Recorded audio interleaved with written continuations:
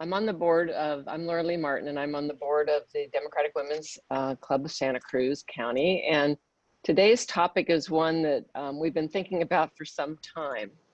But before we start that, I want to make an announcement.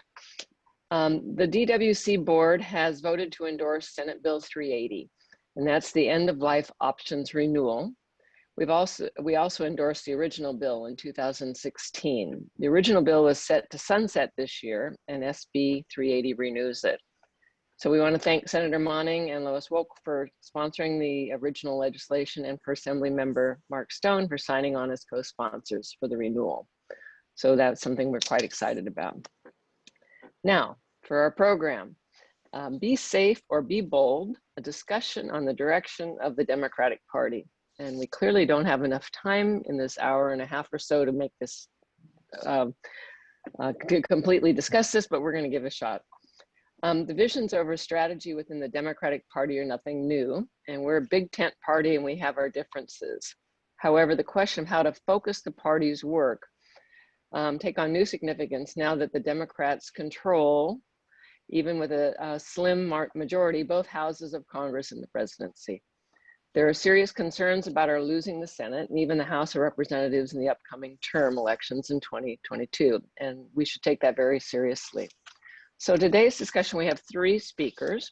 We're going to about 8 to 10 minutes each, and then we're going to do breakout sessions that are about 10 minutes. Mike is somehow magically making us all go into little groups, and then we'll reconvene and have a discussion. If you have questions for the speakers, we ask you to hold on to those till we have a discussion and reconvene. And then I've asked Mike Rotkin if he would help summarize all our great ideas at the end. So I'd like to start with our first speaker, and that's Spencer Critchley. He's a national media commentator, the host of Dastardly Cleverness in the Service of Good podcast, the managing partner of communications and consultancy with Boots Road Group, and the author of Patriots of Two Nations, Why Trump Was Inevitable and What Happens Next. Thank you, Spencer, for joining us. Oh, thanks so much, Laura Lee, and thanks everybody for inviting me. I'm going to be talking about some ideas that are developed in my book, Patriots of Two Nations, and if you're looking for a shorter version of them, you can find them, excuse me, in an article I wrote for the Institute of Arts and Ideas, which is based in England, and you can find a link to that at spencercritchley.com/print-web. So spencercritchley.com/print-web. So I'm going to try to give you the 8 to 10 minute version of those ideas right now. So the question today is, should we be bold or be safe? And I would say we could be bold or be safe from a policy point of view. And when it comes to winning elections, it won't actually make much difference to the challenge that we really face. Democrats lose way too many elections. We should be winning a whole lot more of them because we have a natural majority. When you think about it, we represent way more people than they do. The other side represents a minority of Americans, and that's the structural problem they face. And yet we're in a rough draw with them, and they often beat us when they shouldn't. It's great that we won this last election, but it shouldn't have been as close as it was. And we shouldn't be looking at this razor thin majority in the House in particular. Why do we lose? Why do we lose so much? There are structural reasons like gerrymandering and the Electoral College. But also I'm going to argue that we lose because Democrats tend to be bad at communication. And this is true of both moderates and progressives. The problem is that liberals think it's enough to be right, but it's nowhere near enough just to be right. You have to persuade people to vote for you, including people who don't agree with you about some things. And it turns out that doesn't have very much to do with being right. Now, surveys show that most Americans like liberal policies, but they don't like liberals. If you look at ideological identification, do people identify as liberal or not? About 25% of Americans identify as liberal. 35% identify as moderate, and 37% identify as conservative. This goes up and down, but it stays about in that range. Now, why is that? Most Americans like our policies, but they don't identify with us. Because I'll say, Democrats don't communicate well, and the other side is actually quite a lot better at it. The problem here is that our greatest strength is also our greatest weakness. Unlike the other side, we're committed to Enlightenment reason, which is our greatest strength. That means we're usually right about policy because we care about things like data and logic. But it's also our greatest weakness because since the Enlightenment, we've been stuck in our heads increasingly and cut off from our hearts and guts. And that means we get persuasion wrong because persuasion happens in the heart and the gut, not in the head. Democrats tend not to persuade, but instead to share information. So that means that Democrats are good at policy, but bad at politics. We're good at economics and bad at culture. We're good at talking, but bad at connecting. Communication doesn't happen when you talk. It happens when you're heard. And information is not influence. Connection is influence. And connection is based on trust, emotion, and shared symbols. All these things that are not rational. So here's an example that I often use when I'm teaching people about effective communication or consulting with clients. And that's the Don't Mess with Texas anti-litter campaign, which is one of the most successful social marketing campaigns. By social marketing, I mean influencing social behavior campaigns in history.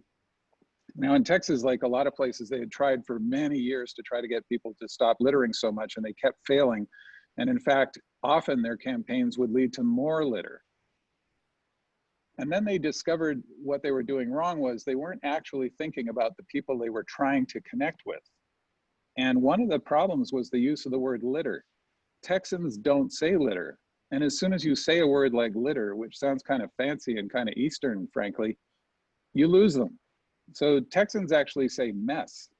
And once they had that insight, that's where they came up with Don't Mess with Texas.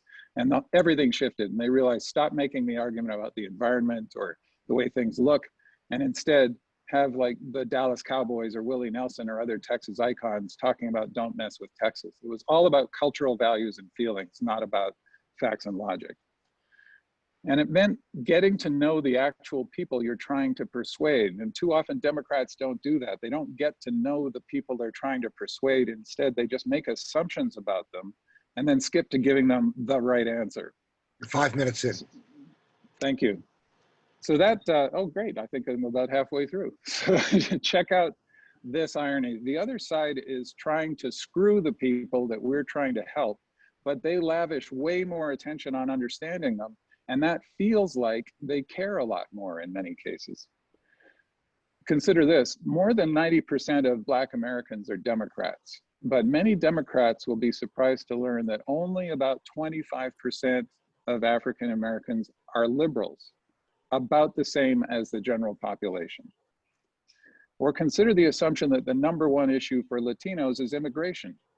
But Latinos are fully formed people and they care a lot of things like everyone else does. Republicans know not to say litter to Texans, and they know there are Black people and Latinos, for example, who will agree with some of their messaging. They think like marketers, and we think like political scientists. There's been a recent article I recommend with David Shore, who's a very smart data scientist analyzing the data from the 2020 election. I recommend anything that you can find by David Shore, S-H-O-R. In 2020, we gained 7% among college-educated whites, but we lost 1 to 2% among African Americans, 8 to 9% among Latinos, and it looks like maybe about 5% among Asian Americans. The parties are mirror images of each other. The other side is bad at policy and good at politics, and we're good at policy and bad at politics. Campaigns are not about policy details. Voters are choosing a leader, not a manager. Campaigns are not logical, they're mythological. Compared to getting the feel right in a campaign, the facts are almost irrelevant. Facts are just vehicles for feelings in a campaign. Too many Democrats aren't even aware that getting the feel right is crucial. And if they're told it is, they'll often say things like, voters shouldn't be so stupid. So they'd rather wait around for smarter voters than to figure out how to persuade the voters we have. And it doesn't mean they're stupid, it means you're not connecting with them. And then we'll often point to polls on issues, but miss the culture gap that is causing the communication problem. So the way the bold versus safe argument is being held in our party is an example of how we get things wrong, because the argument is over policy, and in a campaign, policy almost doesn't matter. It's what the policy feels like and how you talk about it. So in this last primary, as usual, all the activists were arguing over policy, and voters hardly cared. They were focused on who felt like someone who would fight for them, fight and win. It's the same with the opposition. The reason the Trump campaign was so afraid of Joe Biden wasn't because of policy. It was because they knew Biden could match Trump on all the non-rational stuff, the way things felt. And if you compare Trump and Hillary in 2016, he was the least qualified candidate in history, and she was one of the most qualified. But he campaigned on feel and felt authentic, even though he was lying all the time. And she campaigned on bullet points, and many people felt that she was inauthentic, whether that was true or not. It wasn't that she was too far right or left on policy. It didn't really matter. It was how it felt. And again, too many Democrats think having the right answer is enough. She had all the right answers from a lot of people's point of view, or close enough, but it didn't end up making the difference. A campaign is not a science test. So here's another example, and that's the slogan, defund the police, that there was a lot of controversy over in 2020 and still is. Now this slogan, in my opinion, points to good policy ideas. More prevention means less enforcement, and crime comes out of social problems that we should address. So good policy ideas, but it's a terrible political campaign slogan because it scares away persuadable voters. After defund the police got a lot of attention, it looks like Latino support for Joe Biden fell. This was during the general election campaign. He wasn't arguing for that slogan, he was disavowing it, but the other side was able to associate it with him. About a minute left. Okay, thank you. The problem here is that Democrats tend to look at people as theoretical constructs, like, for example, the working class, but people don't think of themselves that way. The question that we often hear is, what's the matter with Kansas when working and middle class people vote for the other side? That's not the right question. The question is, what's the matter with Democratic campaigns? And it's what's wrong with both the safe ones and the bold ones. In a democracy, if we want to make progress, we have to win elections. And we owe it to the people we serve to get better at that. So that's what I wanted to introduce as my thoughts on this. And again, you can find more about this in my book, Patriots of Two Nations, or if you go to spencercritchley.com/print-web, there's a link to an article that gives you the shorter version. You could put that in the chat as well so people can find it if you like. Yes, thank you so much, Spencer. And I was going to say the same thing. Please post anything like that, any connecting information links in the chat. And also, if you're watching, questions and comments can also be posted in chat. Okay, thank you, Spencer. Our next speaker is Cindy Dawson. Cindy's lived in Santa Cruz since the late 90s. She's currently on the Santa Cruz Planning Commission and was the top vote getter in District 3 elections last year for the Santa Cruz County Democratic Central Committee. She's a member of the local chapter of the Democratic Socialists of America, and her day job is being a marine scientist who focuses on connecting science to decision makers. Thank you, Cindy, for joining us. Thanks so much, everybody. Thanks for the opportunity to speak to you all this morning. And I guess I would just like to start off by saying that I'm going to respectfully disagree with the previous speaker and say that the Democrats don't have a communication problem. They actually have a problem in delivering policy and results for the majority of Americans. And I'll get into that in a second, but I don't want to go down the road of political dogma or political theory, mostly because I want to try to keep everybody awake this morning. But I do think it's probably worth spending a second actually defining what socialism is and what socialism isn't. So let's just start off with socialism is not a political party. Socialism is essentially an economic system. And democratic socialists, which I am one of, believe that both society and the economy should be run democratically to meet public needs. So in a nutshell, if someone says socialism, what they mean is it's a system that values people over profits, full stop. There's a lot of debate about how to do things related to that, but I think it's important just to have that core thing in people's head when we talk about socialism. So democratic socialists don't believe in an all-powerful government bureaucracy, and we certainly don't believe in all-powerful corporations making decisions for society. So one of the most effective political manipulations of all time, since we're talking about communications, is when Republicans and corporate Democrats made socialism a boogeyman. It served them very well. Making socialism a scary monster is a great way, and probably the only way, to make sure that socialism doesn't win, because socialism benefits the majority of people. And what it does ensure is it ensures party infighting, which is happening right now. It ensures the left and the right of the party are talking to each other instead of getting things done for the majority of people. And it's really affected the Democrats' ability to deliver for the majority of people for the last 40 years, if you really start digging into it. So again, if you believe in public schools, you believe in public utilities, you believe in public roads, you want the same thing socialists want. If you believe workers should reap the biggest benefits from their work and be able to make decisions about the company that they work at, again, socialism. If you believe housing and healthcare are an inherent human right, and everybody should have that regardless of their life decisions, that's socialism. So what does all that socialism talk have to do with where the Democratic Party should be going? I hope we can all agree that the last election cycle for Democrats was an unmitigated disaster. Going up against what will probably be historically qualified as the worst U.S. presidential administration of all time, we lost seats in the House.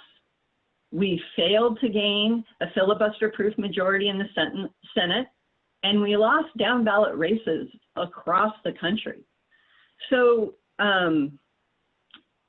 you know, in California, voters rejected affirmative action. Here in California, we rejected expansion of rent control. We stripped away a law that actually gave worker protections to gig economy workers, which is a huge part of our economy here in California right now. And we rejected taxing commercial property to make very much needed improvements in social services and education. So that was all rejected. So instead of, you know, within the Democratic Party, both nationally and in the state, instead of us owning up to the fact that we had a pretty huge failure, and the failure we had is turning out voters that would benefit from these types of policies. You know, we basically have started this right and left finger pointing that, you know, it was because we were being too conservative or we were being too liberal is the reason that we are not connecting with the majority of the people. That's 5 minutes. Okay, and you can hear this debate continuing in, you know, some of the stuff that the previous speaker just said, and also just like in a recent op-ed in the Sentinel, we're doing it, right? We're doing this right-left, like it's the right's fault, it's the left's fault. So Democratic Party affiliation has flatlined, and for decades.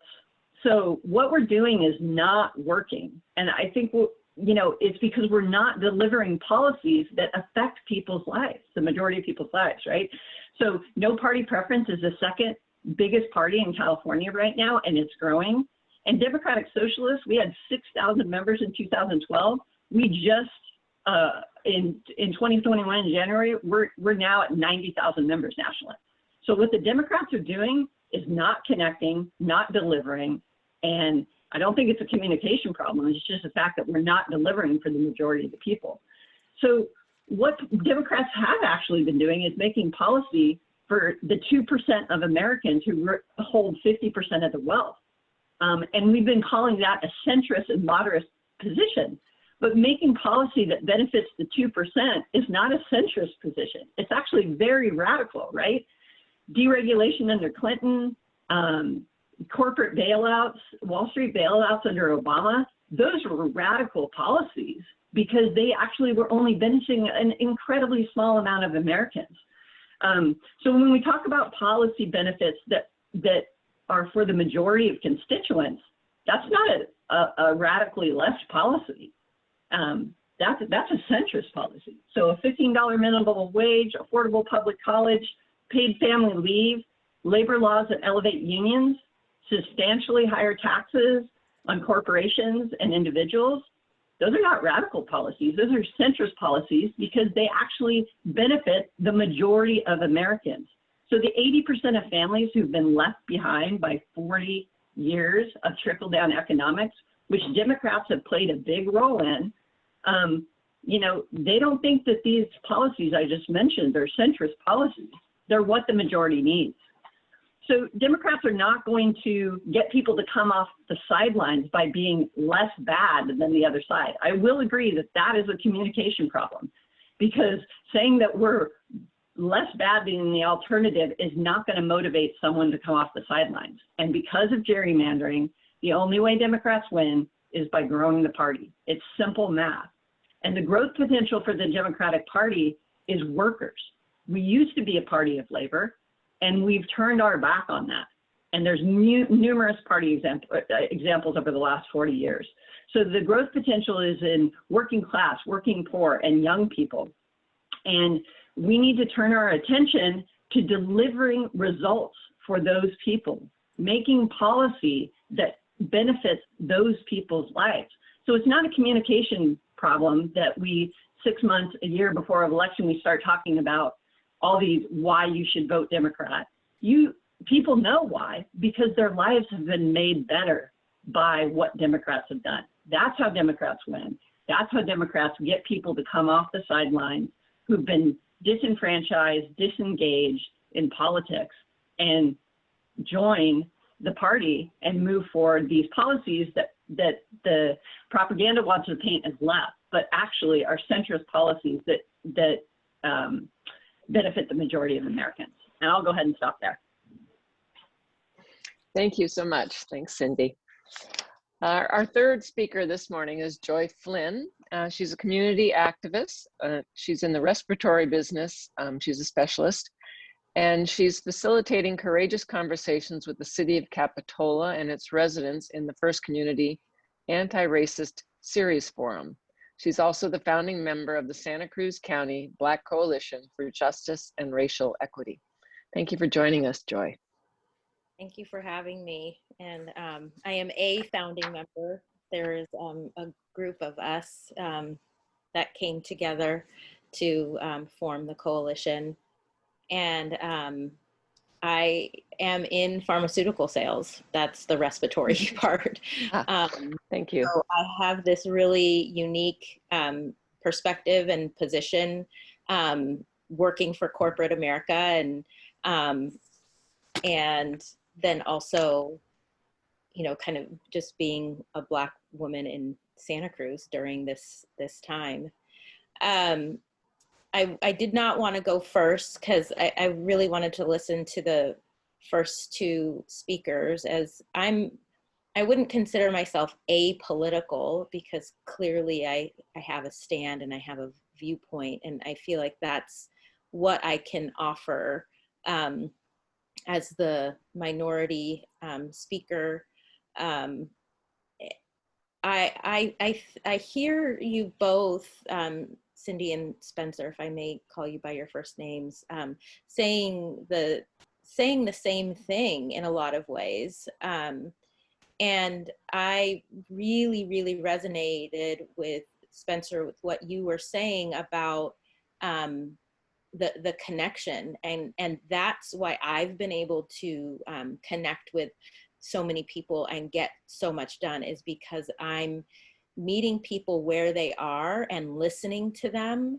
But also, Cindy, the socialist aspect, I've been thinking about that concept quite a bit for myself, because I'm actually a registered independent, because I was raised Republican and did not like what I was seeing.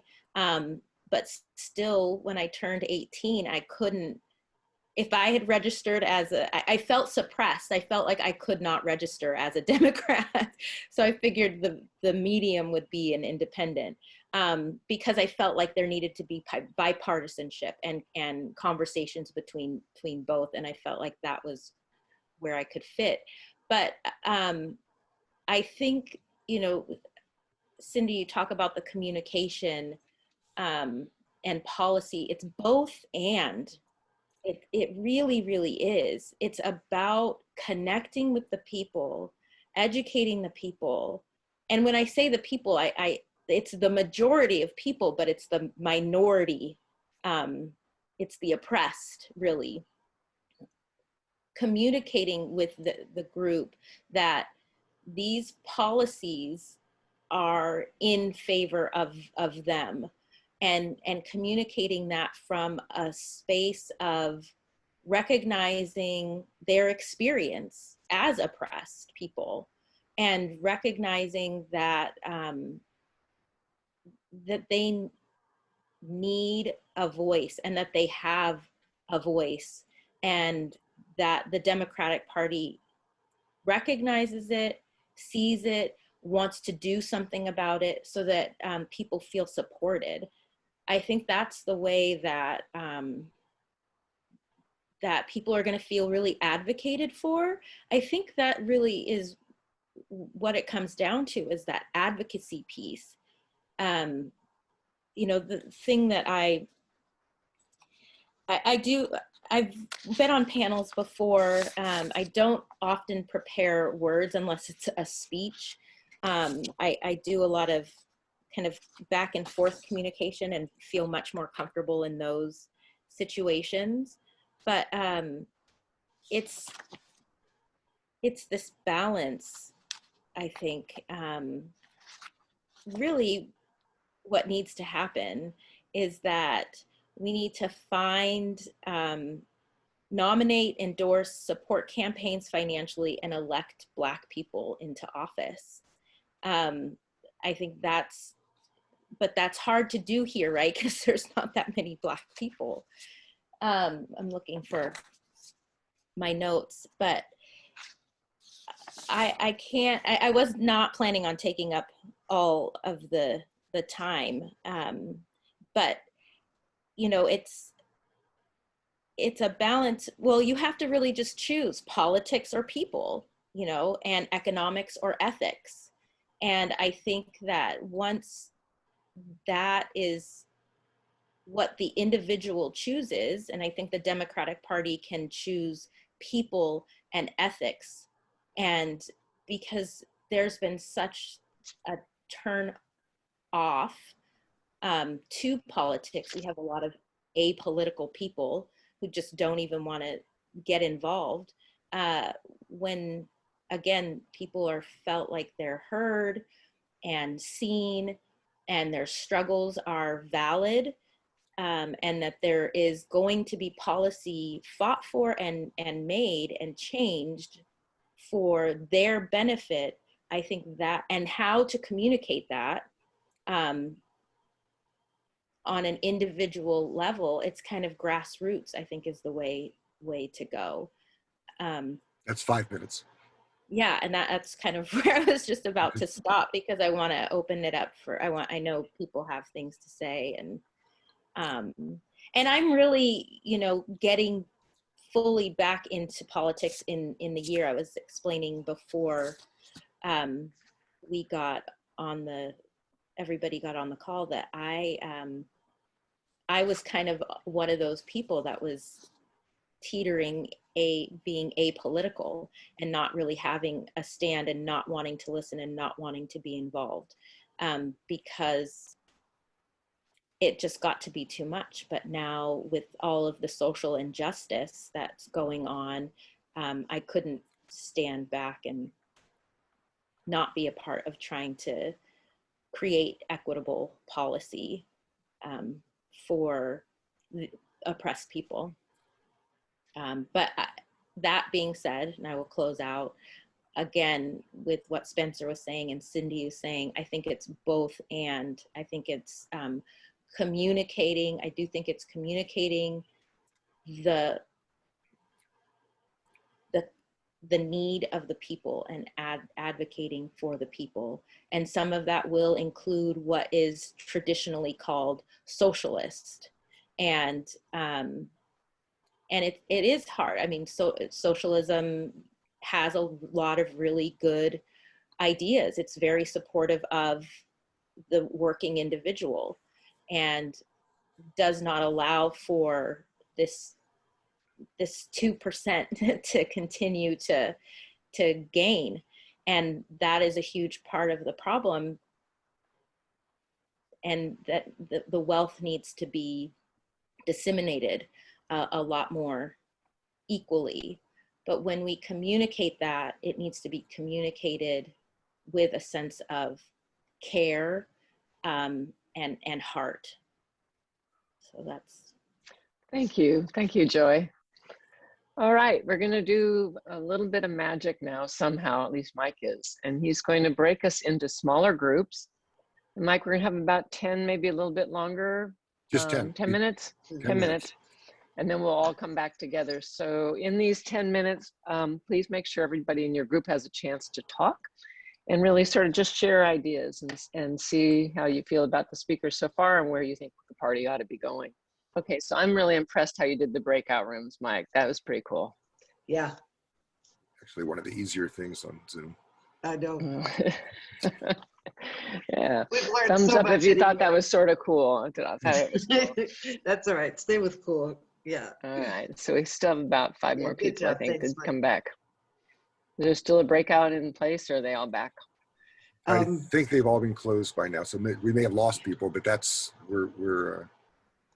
yeah, that's it. We could start. Okay, There so you go. did we want to have just one sort of a summary from somebody in each breakout, anything in particular, or No, I just think start the discussion? that will end up taking all of our Yeah. time. I think Okay. that was, let me just say the breakout rooms were meant to have people just kind of warmed up for a general conversation. Okay, so if you want to raise your hand literally, if your screen is dark, if you want to put something in the chat, we can start a discussion. We're going to have about half hour, 45 minutes to have conversation. You can ask the speakers questions or It's tell us easier what for me you to see think. if you put your hand up. So let me know and I can Yeah. make sure everybody gets acknowledged. Okay, Diana. Unmute. Thank you. So I'll share what I share with my group is, you know, my parents are Republican. They are hardcore Latino Republicans. They exist. When I turned 18, I felt like I had to register as a Republican, you know, like Joy mentioned, like I felt the pressure for some reason, even though they weren't telling me who to pick or where I should land, you know, I felt the pressure of being, registering as a Republican. So I did. And then I was a decline to state after that because I didn't feel like I belonged in either camp. And it wasn't until like 2016, 2015-ish where I finally made a decision. I was like, I am going to register as a Democrat and I am going to join these groups so that I can actually learn more about the issues in my community. So I joined the DWC, I joined the DCC, and my parents were actually really angry about it. But they were like, fine, you want to go that way, go for it. I think what you said, Spencer, about messaging is really important for them because my dad immigrated to the U.S. illegally, became a citizen, did all the work he had to do, but he was on the belief that after me, close the gate. I don't care about immigration policy. He could care less about immigration policy. So when people keep talking about like, oh, Latinos care about immigration, no, they don't. My mom could care less about immigration policy too. My mom has very conservative values. And so, you know, have a kid, but be married. You know, for me, if I had a kid now, she would be really angry because I'm not married. Not that I want a kid, but that's something that's really important to her. And for me, you know, I definitely agree with Cindy. Yes, Medicare for all. Yes, you know, housing for all. Yes, we need all of these things. And I believe in the data and the science and, you know, and the numbers behind every single thing. So I think we're definitely talking about two different groups, and we need to find that medium where they can all like communicate with each other as a Democratic Party. Thank you, Diana. I'm going to remind everybody that we will, I think Mike is timing us, so we will, if you go on too long, we'll sort of give you a kind of a signal, or at least close your microphone. So everybody has a chance to speak. That was great, thank you. Cindy's got her hand raised. Hi, Cindy. You're on mute still.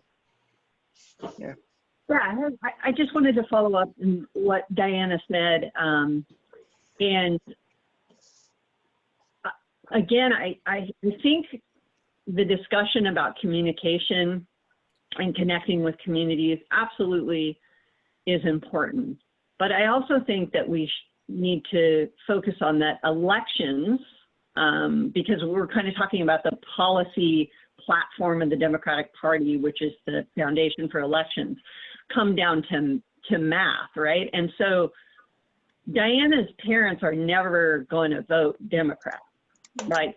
I think it's very unlikely that we're going to persuade them to vote Democratic, right? So the question is, how do we talk to the people that Joy brought up, right? The apolitical people, because you can look at a million different studies and people are not impressed with politicians or interested in politics at all. Like the majority of Americans don't want anything to do with it, right? And so, and a lot of those folks are in communities of color.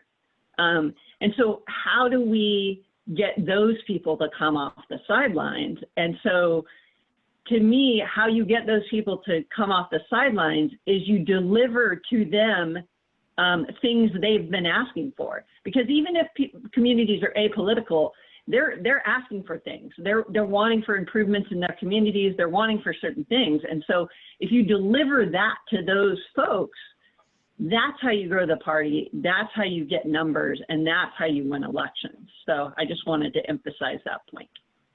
Diana, do you want to comment what you put in chat? Oh, yeah, they voted for Biden because, well, my mom couldn't vote for Hillary because she was a woman.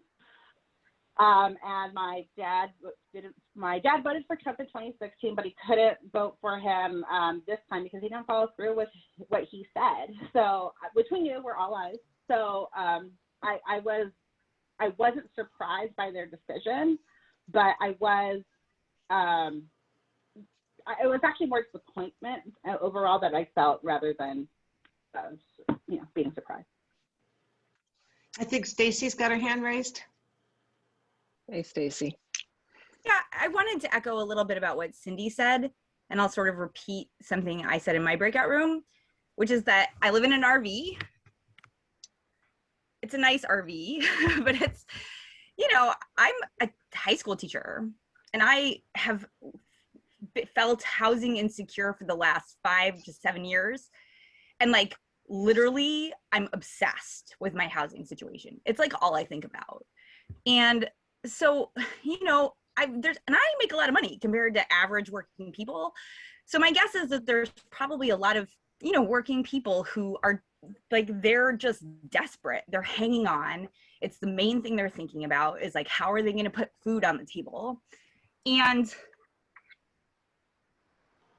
they're just not thinking about politics. Right. And so like, I think I agree with Spencer that it's important to like target people's emotions, but I think like the emotions, like where people are at is that they need politicians who recognize the desperation that most poor working and middle-class people feel, and that they'll address that. So how do we come at the question of that goes across both parties, and those on the conservative side thought Trump was bringing that to them? I don't know who that question is for. It's sort of, yeah. I will say that like, I voted for Biden, but it was hard for me to get there. I mean, I thought about writing in Bernie Sanders, and part of like what really upset me was Biden campaigning on this, like, things will not fundamentally change under a Biden administration. Like, that comment was the thing that made me go, oh my God, but things desperately need to change. Anybody who's saying like the status quo is great, I feel like is just completely disconnected from the struggles of average people.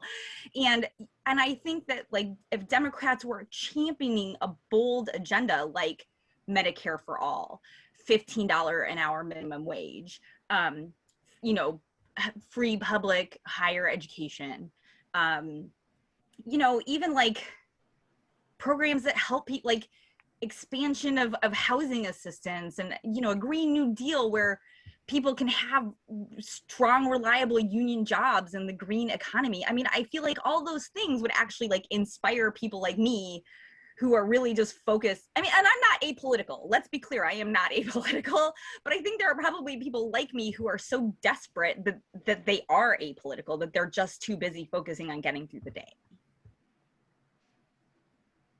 Joy?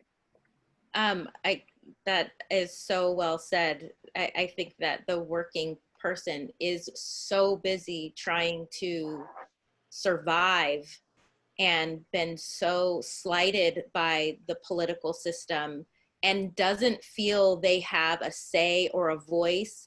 And that's kind of what I'm trying to bring to the table, is leading by example in that way and helping people understand that they do have a voice, and this is how you use it, and this is where you can go.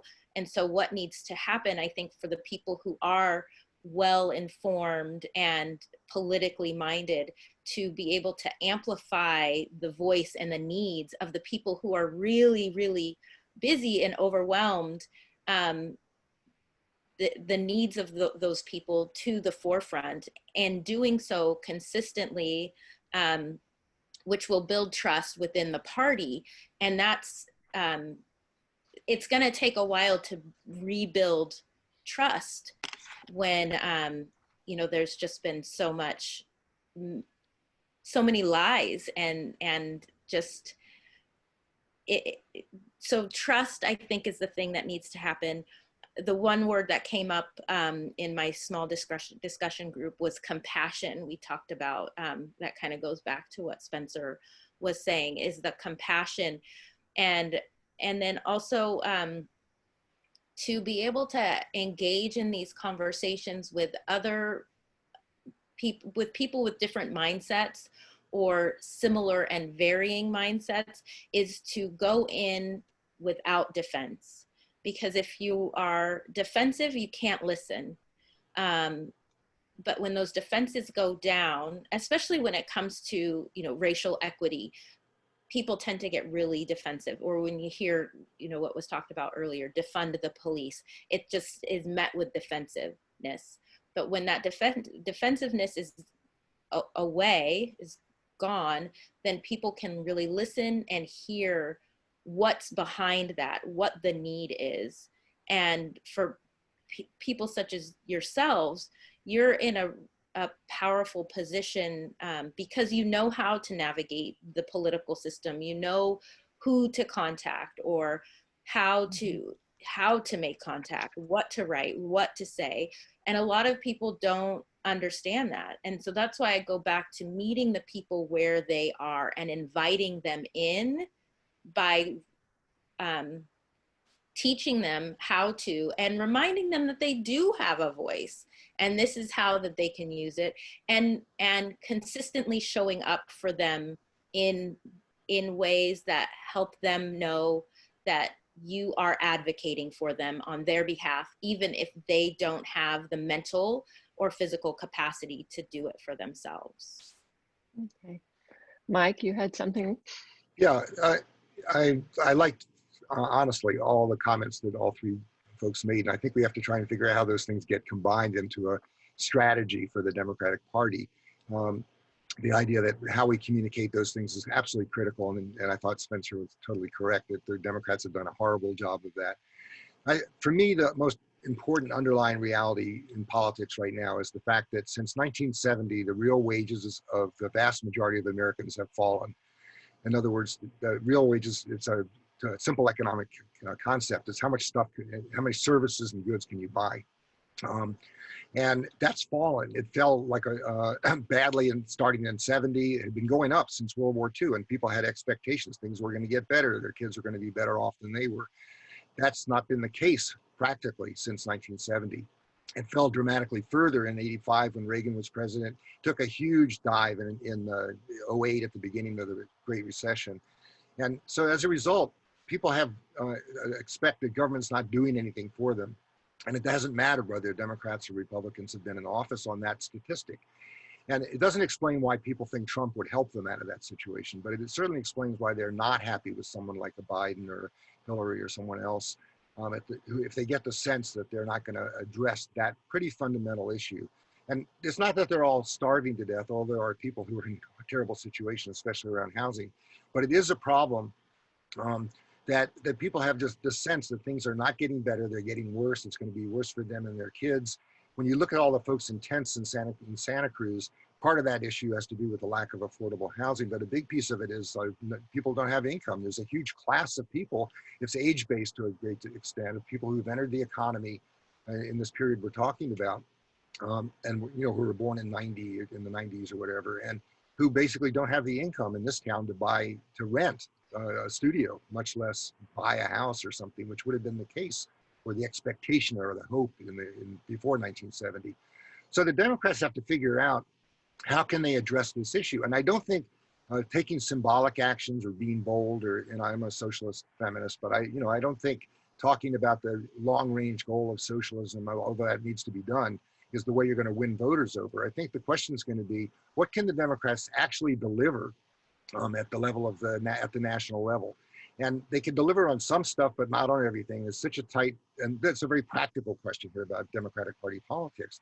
What issues should they be picking, not to be bipartisan for the sake of that, but for the concept that that they're not just going to promise something or show what, stake out their position, which people will like, but actually deliver some stuff. And sometimes that's going to require a little bit watered down something, but at least it's going to deliver something very real to people, an actual job, a check in the mail. You can't underestimate how critical it was that Donald Trump signed a bunch of checks that went out to people, and that Biden's done it now. A massive difference. And I think that kind of thing will make a difference to people. And I'll end this by just saying the whole issue of infrastructure, the idea of actually creating jobs, and while you're doing that, design the program in a way that it's environmentally sound and all, and the policies of the Green New Deal, but it's not important that you name it. It's important that people get a job, or that people get access to a program, or their kids can actually get something they need out of the school system. And for me, that's a very narrow path for the Democrats to try and figure out, where they have such a narrow majority. And it may require that they get rid of the filibuster, because they're not, apparently the Republican approach is to oppose everything, and they're not going to be able to win swing votes over. So whatever it takes on some practical level to actually deliver some goodies to people who have been left behind and feel like it's not going to change. And the Democrats are fundamentally not different than the Republicans on that essential issue. And I think the Democrats should stay away from things they know they're going to get their butts kicked on, even if it's a perfect policy program, but they haven't got the votes to do it. You're spinning your wheels. People are going to think it's one more failure, one more evidence that government doesn't work. So pick the things you have the votes to actually make happen through 2 houses and signed by the president, and make them be economic. Make them be about this notion that your life has fallen apart.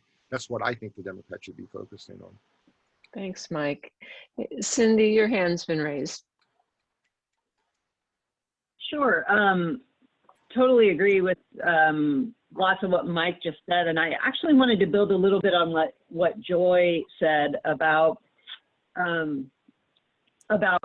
showing up and delivering the goods, which is also kind of building on what Mike said, right? And showing up from communities and disengaged communities that have been frequently systematically disenfranchised. There's systematic barriers in a lot of these underserved communities for economic prosperity. So they're actually even more disproportionately affected by these things that are affecting the larger communities out there. And so, showing up for these communities means not 6 months before an election. It means going out there and, again, not listening, not telling them what they need, but listening to what a community is asking for. And then it's the jobs of politicians to plug that into the system and deliver results, right?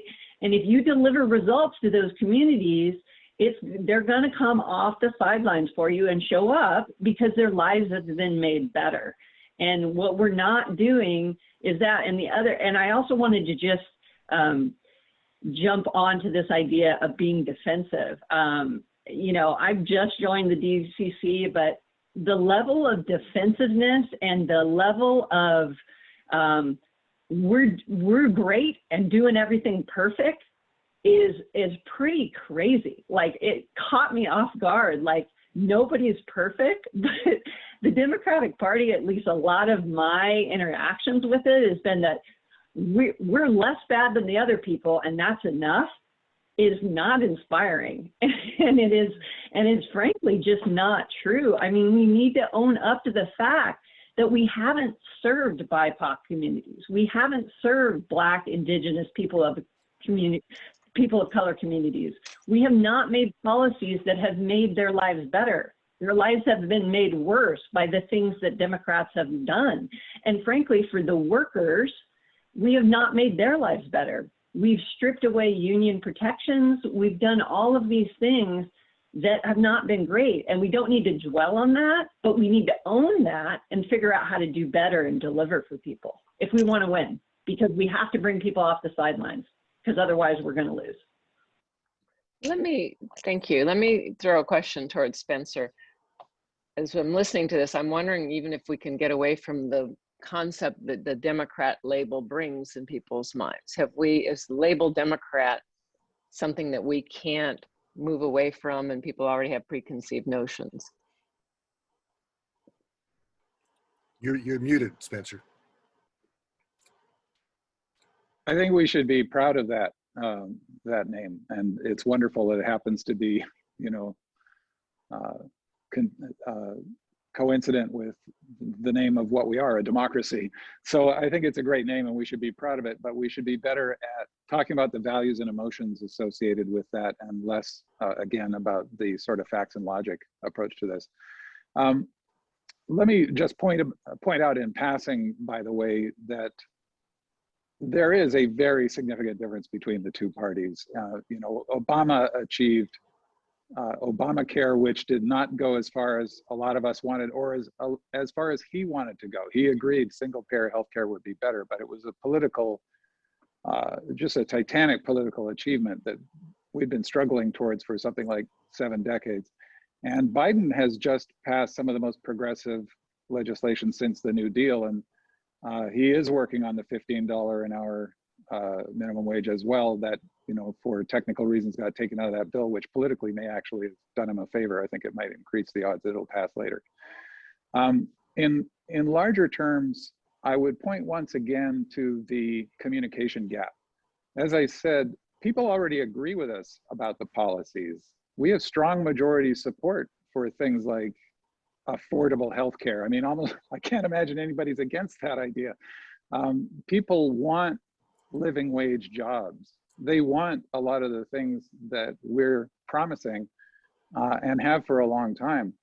The communication gap is pointed out, though, by the data. When you look at the identification, where only about 1/4 of Americans identify as liberal, even though strong majorities of Americans agree with us on issues. Gun safety is another one of those.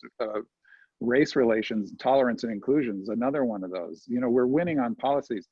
I was on a panel some years ago at an event that Javier Becerra was part of when he was the Attorney General, I think, at the time in California. Now he's our new Secretary of Health and Human Services. And he said, he quoted Jerry Maguire. He said, "Voters are telling us you had me at hello. They agree with us on the policy, but we lose on the persuasion."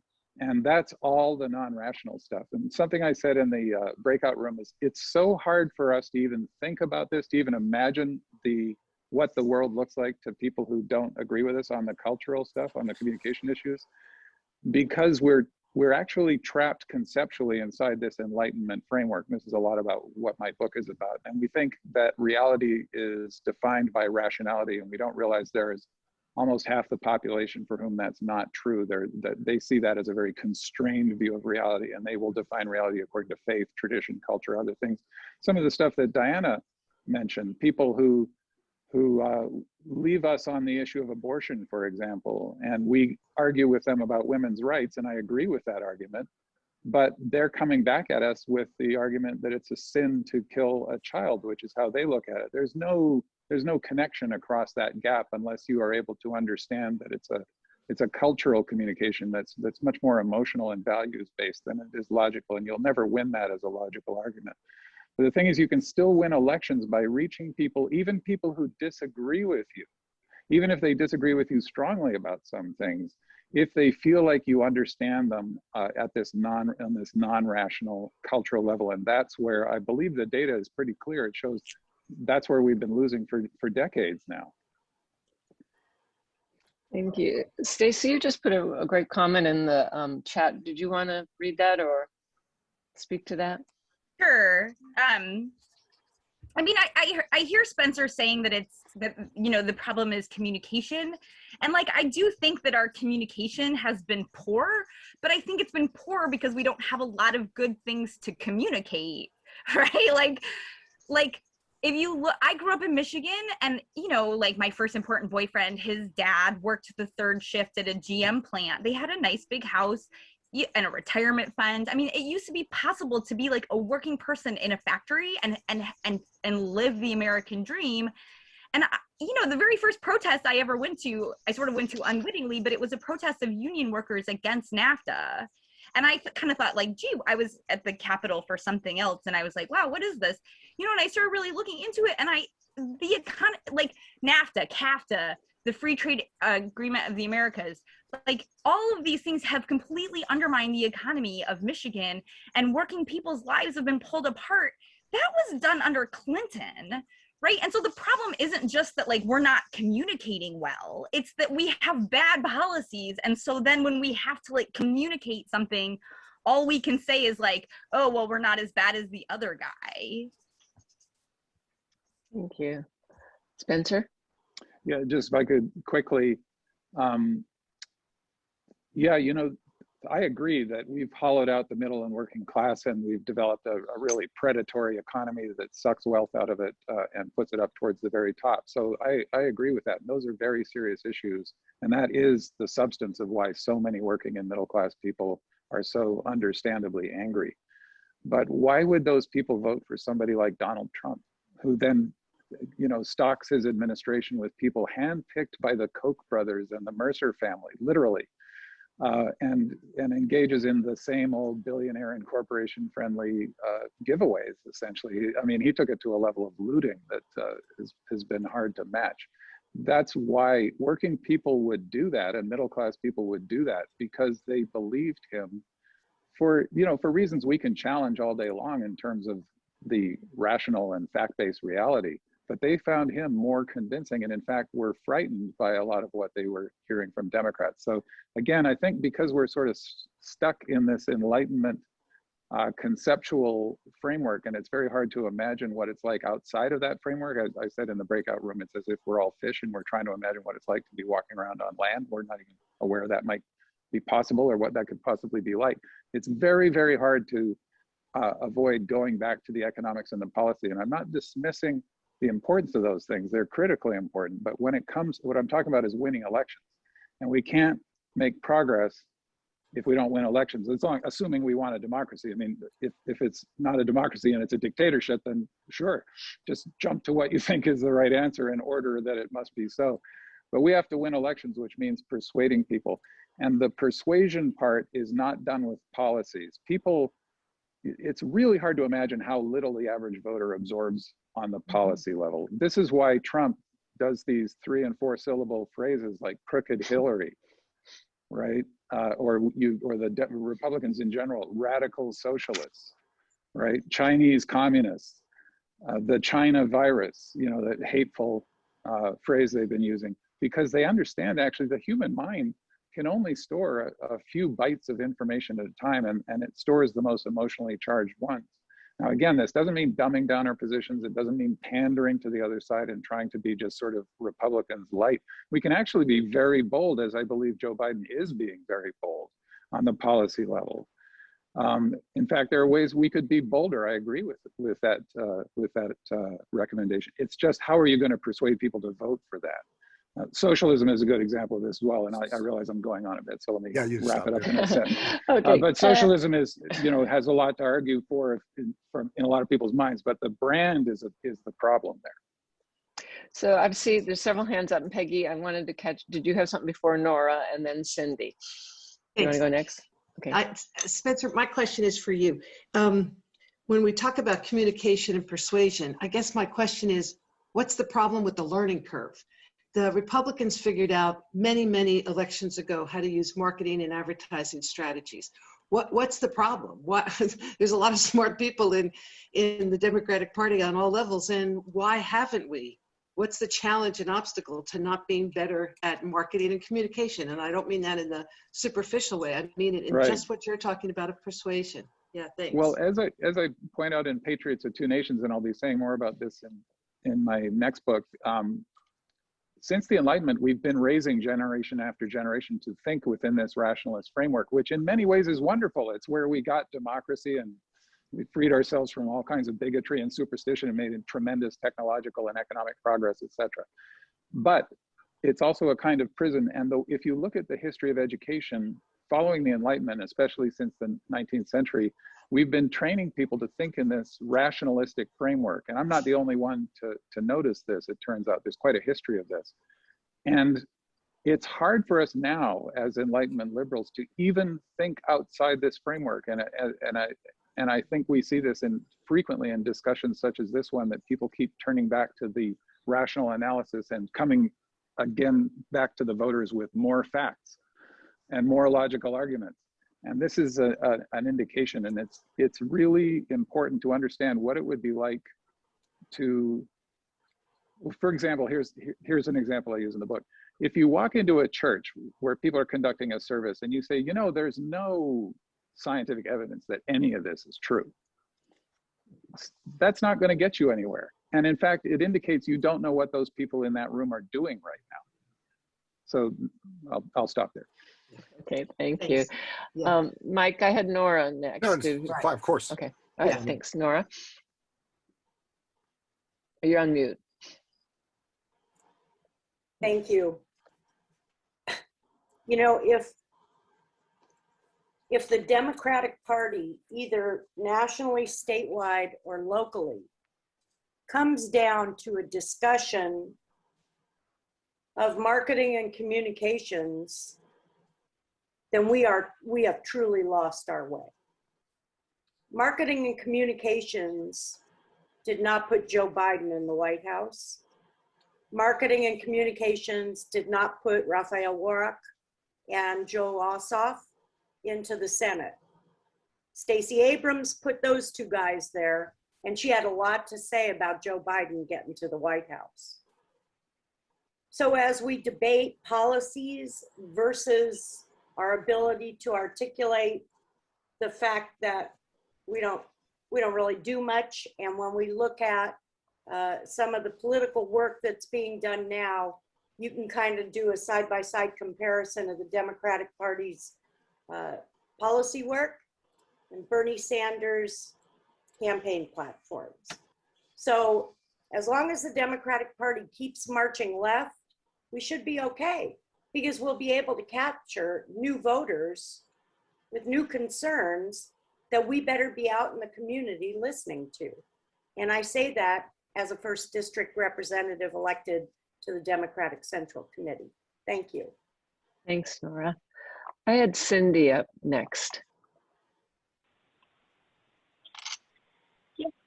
So again, it's hard. I always just find it really challenging when we do this debate about communications, and when the bottom line is we don't have anything to deliver that resonate with people. Like, it's not a communication problem. I totally agree with Stacey. It's like we don't have anything to say that resonates with the majority of people. And that is a problem. And the other thing is, I think it is an absolute mistake for Republicans to think that the people who voted for Trump, the working class people who voted for Trump, voted for him for economic reasons. They voted for him for essentially social reasons. One, there is a huge part of this country who is straight up racist. And the fact that we pretend that that's not true is ridiculous. So a lot of people voted for Trump because they're straight up racist and he's straight up racist. Secondly, the other reason they voted for him is because his brand was not a politician. It wasn't policy. It wasn't economic policy. It was that I'm not a politician, which resonates with the majority of people because politicians are not delivering anything to the majority of people that they feel inspired to step up for. And somebody saying like, I'm not part of their game, I'm going to bring you something else, just wait and see. The fact that that sounded better than, hey, we've been doing this for you and working for you for the last decades. The fact that we couldn't win that argument should speak really to the fact that it's not a communications problem. It's a results problem. Thank you. Mike? But, you know, Spencer and others have sort of raised this issue about why did people vote for Donald Trump? I made this point as well, you know, that he pretty clearly was not going to help them with their economic problems. And I don't think most people that voted for him thought that he was. I think what happens is most people, there are other issues that exist that are going to be very difficult to tackle. They're not, you can't do it in an election cycle. Authoritarianism, the basic idea that, you know, somebody else will fix it for me. When Donald Trump's most powerful comment was, you know, I can fix this. I'm the only one that can fix this. And it's bullshit on one level, but it, you know, highly technical term there, but he actually, what happens is, in the belief that the government's not going to do anything for you, that's not really what's happening in an election. People come up with other things that are, you know, people identify with back to authoritarianism, Donald Trump. Here's a guy who seems to like get his way and do what he wants to do and says what he wants to say. And boy, it's kind of an avatar for like, I wish I could say what I think about stuff. There's a bunch of craziness going on and I don't get to say what I think and nobody pays attention to me. And here's this guy that somehow they understand they see him as almost like kind of clownish or foolish, but he's interesting and it's different, it's entertaining because you don't expect that when they go to the polls, they're affecting their bottom line, how much money they're going to be able to make, or can they afford a house, or will their kids be able to get the education they need or something like that. So all these other issues that the Republicans glom onto, emotional kinds of issues, and it's not one issue that appeals to people. Racism is certainly appealing to a bunch of people, but not everybody that voted for Donald Trump. Other people get excited by the idea that here's a guy that challenges political correctness and the kind of stupidity that both parties on some level get into about, you know, fixing some little thing in a stupid way or taking up some issue that's of no real interest to anybody's bottom line. And so I do think that it matters what the policies are that Democrats do. But again, if you could show people that their vote actually mattered to them in a direct way, and that the people they're electing are going to make decisions that actually affect their bottom line, I think they would have a different view, and that's a communication question. And again, I think the Democrats generally have policies that would tend to deliver the best stuff to people, but they have not been successful at delivering them. They certainly, the comment made earlier, when they support stuff like NAFTA, that destroys the basis for the blue collar working class and so forth. There's a bunch of issues around those questions.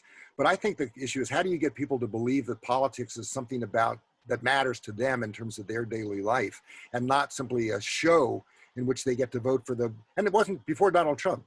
It's not about the personality of the candidates or how they dress or little, you know, tabloid issues about their private life or something.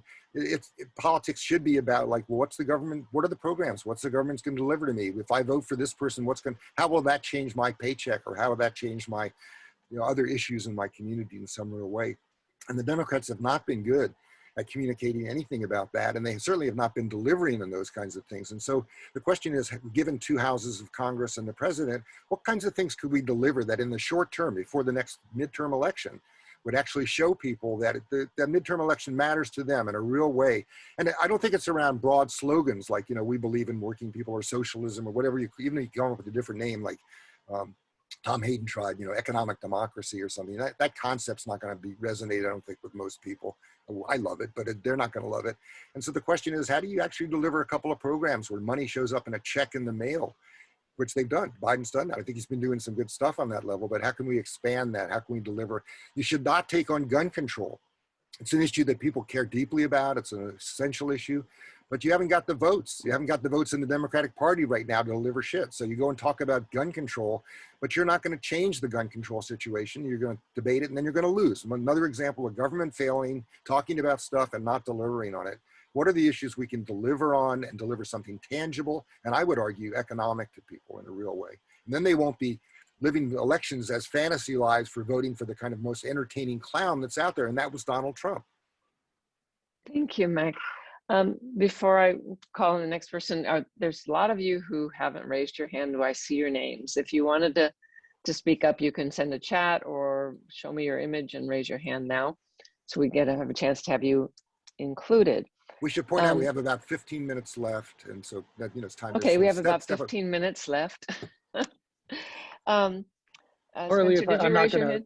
Oh, I did, and I thought this might be helpful for the discussion. I actually feel like several of us are converging on a similar point, which is that, in fact, I would say that Stacey Abrams, who was vital, can't be appreciated enough, was doing really effective marketing and communication, because she was reaching people where they were and communicating with them in a way that mattered instead of overlooking them and taking them for granted. And people voted for Trump, even though he was going to do the opposite of what he was promising, because he's a marketer. That's one of his few skills. He's a salesman. He uses a few rudimentary sales techniques over and over and over again. So there isn't necessarily a conflict here. The policies are crucial, but we lose elections when we don't communicate effectively. Thank you. Joy, did you have something to add? Yeah, it's just with Stacey Abrams, it's both and. She was able to educate through her marketing and through her communication why and how people mattered, and that their actions make a difference. So not just that their vote mattered, but that they mattered, and that they, especially in the South, Black people have just been not considered. The vote has been cast aside and suppressed in so many ways. I mean, the election was won because the Black people it was a courageous move, because there's still a fear to even go to vote, and that's a generational fear. And Stacey had to help dispel that fear and help people understand why it's important, but why they are important. And that, again, goes back to communicating to the heart of the person and really empowering them with knowledge to understand that it really does matter. It really does make a difference. And now that they got to see it in action, that is going to allow them to say, okay, I see it this time and I'm going to do it again. So how do we do that then on the local level, to be able to empower people with knowledge that they matter and that their actions will make a difference as well? And again, it goes back to education and getting down, and I shouldn't even say getting down, but getting to the perspective of that person, because we all here have some different level of privilege that we're operating from that does not allow us to see things from another perspective. And there's this expectation or maybe this understanding that, you know, why do people do this when this? And a lot of it is because they're not educated about it. They don't know that, they don't know certain things, and the information is not accessible. So and that's another thing that Stacey did. She made the information accessible to the people so that it made sense. And again, she empowered them and helped them understand that the more people come together and share voice and share in action, it's going to make a difference. And so getting those people off the sidelines is going to be similar to that action, and helping people understand that they do have a say and that they do in fact matter, and that you are working on their behalf and working for their empowerment. Thank you, Joy. I want to just add, Gail Pellerin has put something in the chat that says at least 250 voter suppression laws have been introduced in 43 states. And 704 bills to expand voter access has also been introduced. So there's that battle going on in the background. Cindy, you have posted a link that you have now posted twice. Would you tell us a little bit about that and also make your comment? Sure. So just building off the story in Georgia. So I totally agree with everything that Joyce said about how people from those communities, those community connectors who were there, were able to connect with people where they are and get them off the sidelines. But I will guarantee those people will be right back on the sidelines if those politicians don't deliver for those communities. Because the promise that was made to those voters was that they were going to go and work for those communities' needs. And if they don't deliver, those people are going to go right back onto the sidelines and or, you know, vote those folks out, which is how it should work. You know, politicians work for the people and they need to deliver results. You know, I just found this in prepping for this today. I've been doing kind of a lot of reading. It's an older article, but I find it fascinating that there are Democratic billionaires in the world. I mean, that seems like an oxymoron in and of itself. But this article is written by one of those. It's pretty long, but I think it lays out systematically with data, including polling data and numbers, about how the Democrats really have failed, you know, and kind of jumped on the bandwagon of trickle-down economics, that it's all going to work out. If we keep governing for this 2%, that it'll work out for everybody else. And so I just really encourage people at their leisure to check that article out. I found it really, really compelling. It just brings a lot of threads together, a lot of the things that all of us have been talking about today. It brings a lot of it together. It has sources cited. And so I think it's a pretty powerful encapsulation of some of the things we were talking about today. Thank you. So Mike, I was thinking of giving each of our speakers 1 minute, to make a wrap-up statement, and then Mike, have you make some comments, if that's okay, unless we missed anybody else who wants to make a comment. No? Let me just say, let me ask first, as you've asked, is there anybody that hasn't spoken up yet? That, let's pause. It's hard for us to do this, but let's pause for about 10 seconds and see if somebody actually jumps up. Is anybody going to count? No, if not, we'll move on. But I just want to make sure people feel that they are welcome to speak here. Okay, well, no pressure. Again, please feel free to share stuff in the chat. And I say, like, let's give people up to 2 minutes to speak each. 2 minutes, okay. So we'll start in the same order. Spencer, do you have a wrap up, couple of minutes? Sure, I think I would repeat that the debate that's going on between being safe, being bold, which is usually identified as being moderate versus being progressive, is an important debate to have at the policy level.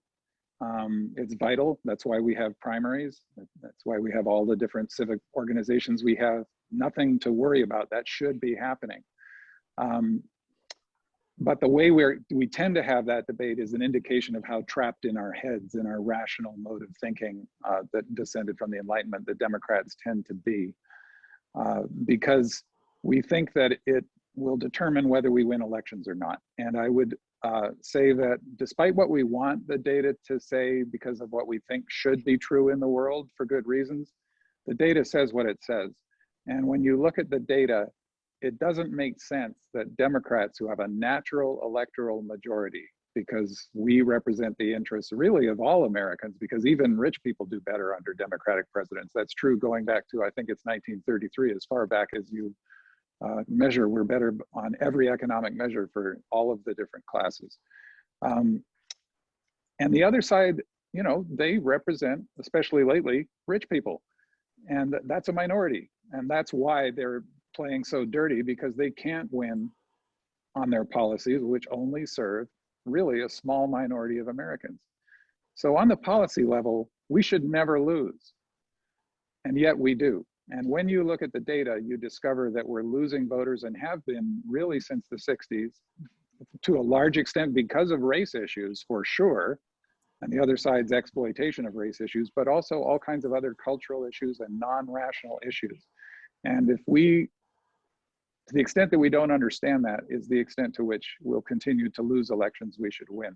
Now, the good news is this is not true of all Democrats. You know, we have seen Democrats who are good at both the head and everything that's below the head.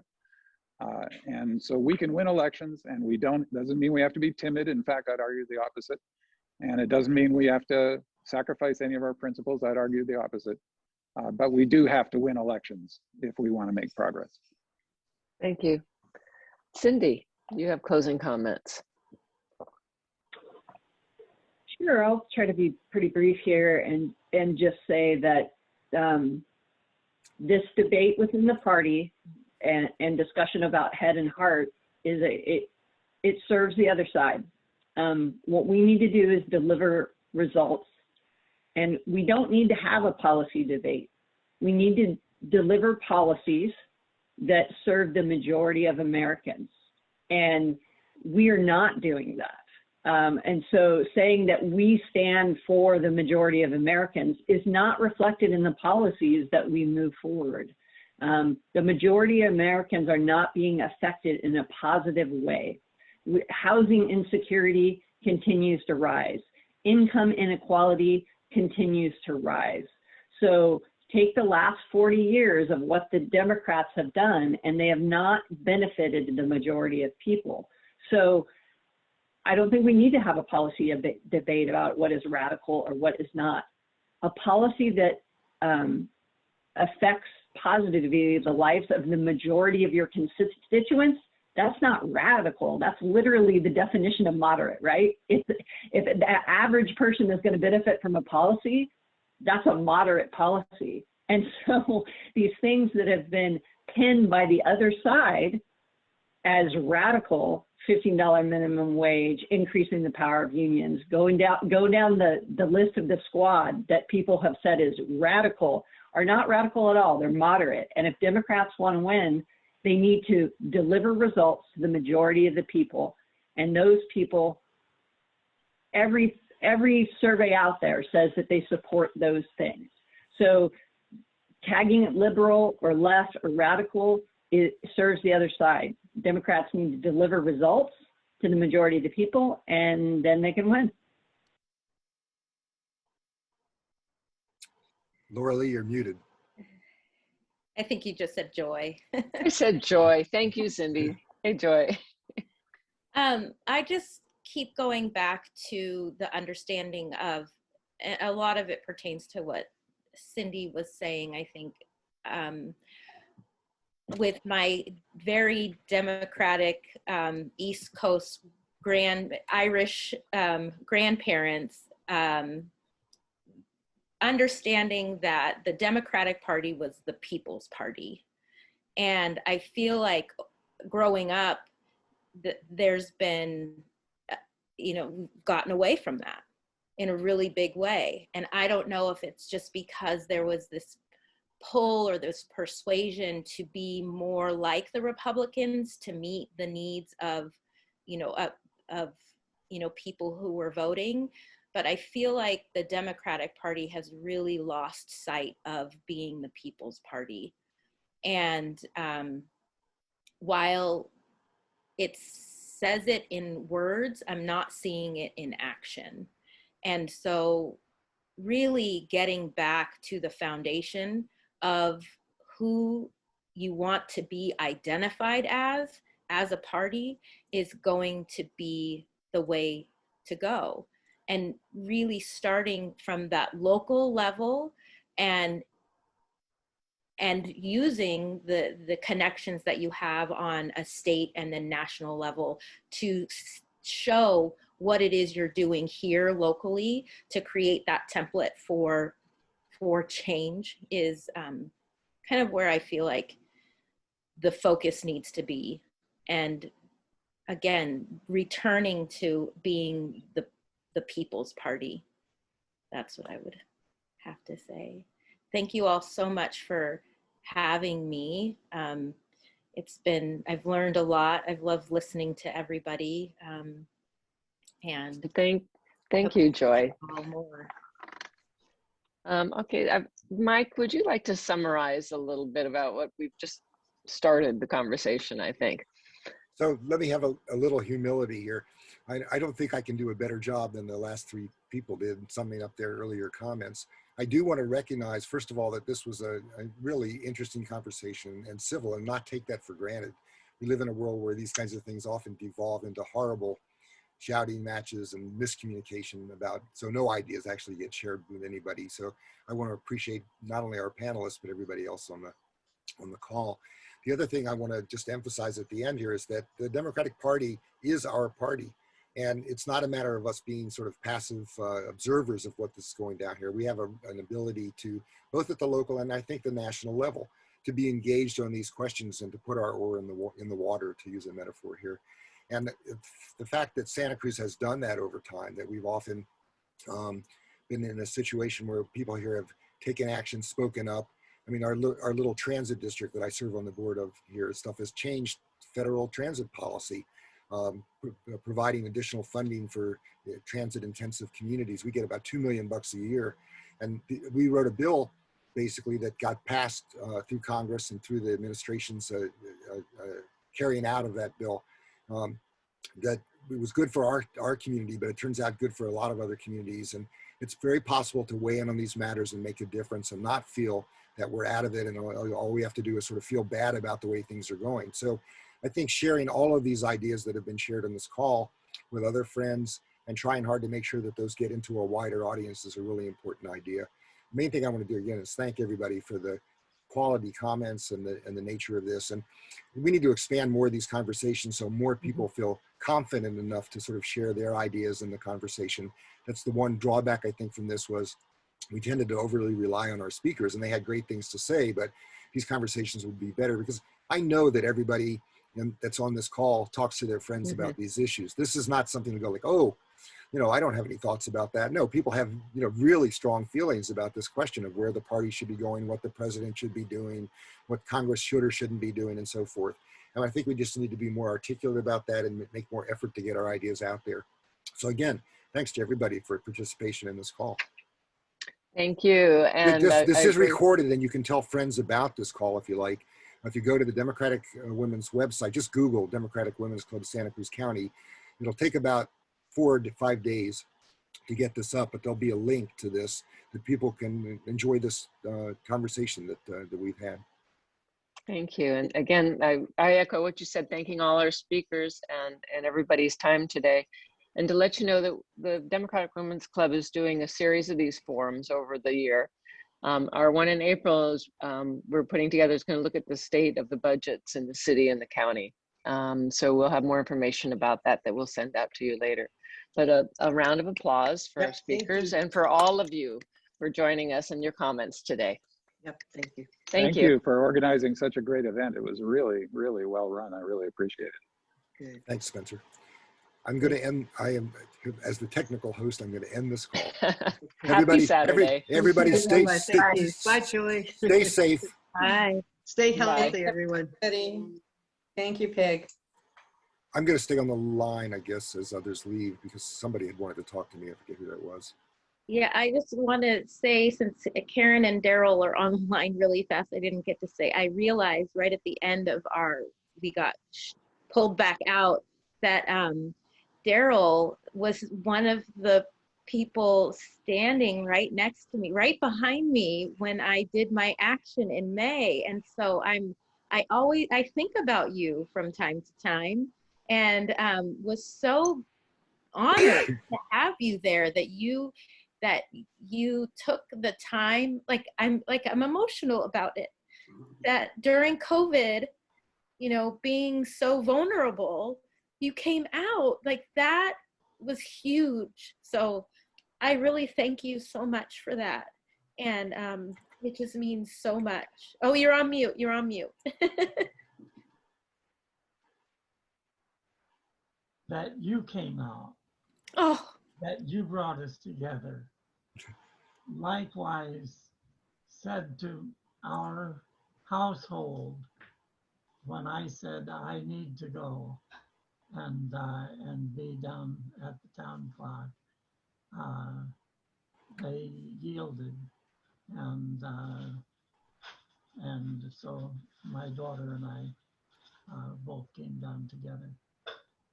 well, tell her I say thank you too. I just remember looking back and I did not know who you were, and that was just such an overwhelming day in general. But to see that you came out, and it's one of the reasons why I did it the way that I did, because I wanted to stay really safe.